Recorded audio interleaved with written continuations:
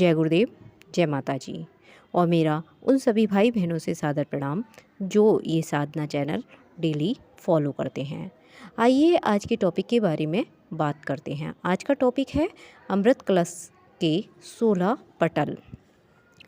जैसा कि हम पिछले टॉपिक में पढ़ चुके हैं या जान चुके हैं कि सहस्त्रार चक्र को ही अमृत कलश कहा जाता है। इसके 16 पटल माने गए हैं। इसी प्रकार कहीं कहीं सहस्त्रार की 16 पंखुड़ियों का भी वर्णन है। ये मस्तिष्क की 16 महत्वपूर्ण विभाजन है। शिव संहिता के अनुसार सहस्त्रार्थ में 16 कलाओं का वर्णन है। कपाल के मध्य चंद्रमा के समान प्रकाशवान 16 कला युक्त सहस्त्रार चक्र का ध्यान करने से पता होता है कि इसमें 16 चक्र होते हैं। सहस्त्रार्थ की ये 16 कलाएं मस्तिष्क के स्पाइनल फ्लूइड से संबंधित मस्तिष्क के 16 विभाग हैं।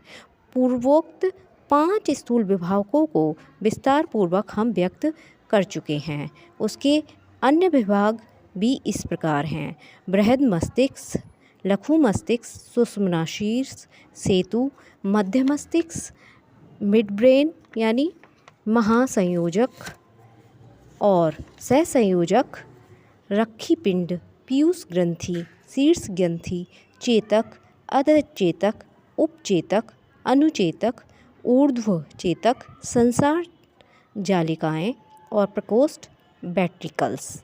इन सभी विभागों में शरीर को संचालित करने वाले अतीन्द्रिय क्षमताओं से युक्त अनेक केंद्र हैं। सहस्त्रार्थ कमल जो हमारे अमृत कलश ही के समान हैं से अमृत कलश से जागृत करके उन्हें अत्यधिक सक्रिय बनाकर असाधारण लाभ प्राप्त किया जा सकता है।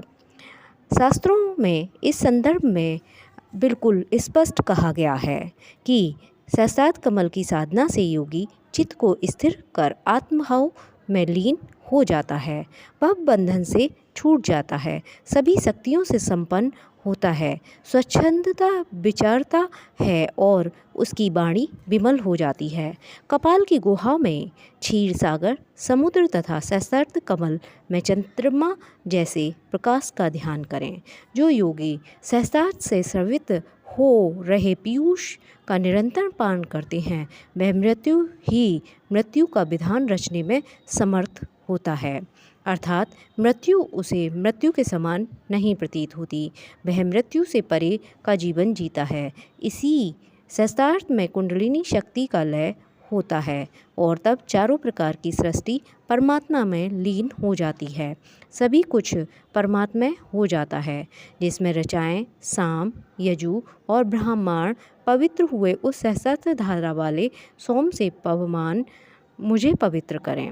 सहस्त्रार्थ क्या है? इसका उत्तर शरीर शास्त्र के अनुसार अब इतना मात्र माना जा सकता है कि मस्तिष्क के मध्य में समस्त शरीर के संचालन के लिए जो विद्युत उन्मेष पैदा होते हैं, वे आहार से नहीं वरन मस्तिष्क के एक विशेष संस्थान से उद्भूत होते हैं। वह मनुष्य का अपना उत्पादन नहीं वरन देवी अनुदान है। आमाशय, हृदय आदि अवयव तो उसी ऊर्जा से अपने काम कर सकने की क्षमता प्राप्त करते हैं। रक्त से शरीर के अवयवों को पोषण मिलता है, यह सत्य है। फेफड़े सांस का और पाचन तंत्र आहार का साधन जुटाते हैं, यह भी सही है। पर देखने फिर भी शेष रह जाता है कि यह सारी मशीन निर्वाह की आवश्यकता पूर्ति करने वाला कोई और नहीं, एक मूल ऊर्जा है जो कहाँ से आती है। यह समाधान सही नहीं है कि आहार एवं मांस आदि से ही जीवन ऊर्जा मिलती है। यदि ऐसा होता तो भूख या दम घुटने के बिना किसी की मृत्यु ही न होती।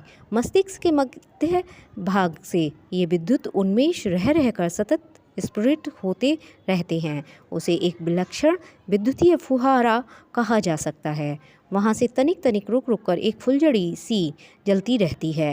हृदय की धड़कन भी ऐसे ही मध्यवर्ती विराम रहती है। ताप, ध्वनि आदि की प्रभावमान तरंगों में भी उतार चढ़ाव होते हैं। मस्तिष्क ये बिंदु और ऊर्जा उद्गम की गतिविधि भी ठीक उसी प्रकार की है। वैज्ञानिक इन उन्मेषों को मस्तिष्क के विभिन्न केंद्रों की सक्रियता स्फुरण का मुख्य आधार मानते हैं। भारतीय योग ग्रंथों में भी इसी बात को अपने ढंग से व्यक्त किया गया है। मस्तिष्क के मध्य मणिवत प्रकाश है, उसमें से तप्त स्वर्ण के समान विद्युत धाराओं का स्फुरण होता है।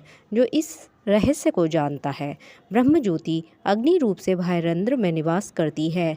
यह साधक को पवित्र करती है, यही योगाग्नि है।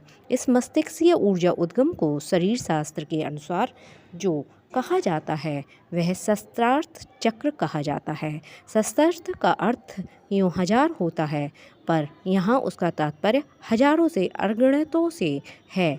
पर ब्रह्म को सहस्त्रार कहा गया है, इसका तात्पर्य पूरे 1000 आँख हाथ पैर वाला नहीं, वरन हजारों अगणितों वाला समझा जाना चाहिए। मस्तिष्कीय उद्गम से भरने वाली फुलझड़ी की पूरी 1000 नहीं वरन अगणित चिंगारियाँ उठती हैं। उस फुहार की बूंदों की संख्या पूरी 1000 नहीं वरन हजारों असंख्यों हैं। इस सशस्त्र प्रतिपादन के आधार पर ही उस उद्गम को शस्त्रार्थ कहा गया है। अब मैं अपनी वाणी को विराम देती हूँ। आज के लिए इतना ही काफ़ी। आगे हमारा आप चैनल देखते रहें और सुनते रहें। आपको आगे इसके बारे में और भी बताया जाएगा। तब तक के लिए मेरा आप सभी को सादर प्रणाम और आपसे विनम्र आग्रह है कि आप मेरे चैनल को सब्सक्राइब करें, लाइक करें और कमेंट करें। नमस्कार, धन्यवाद।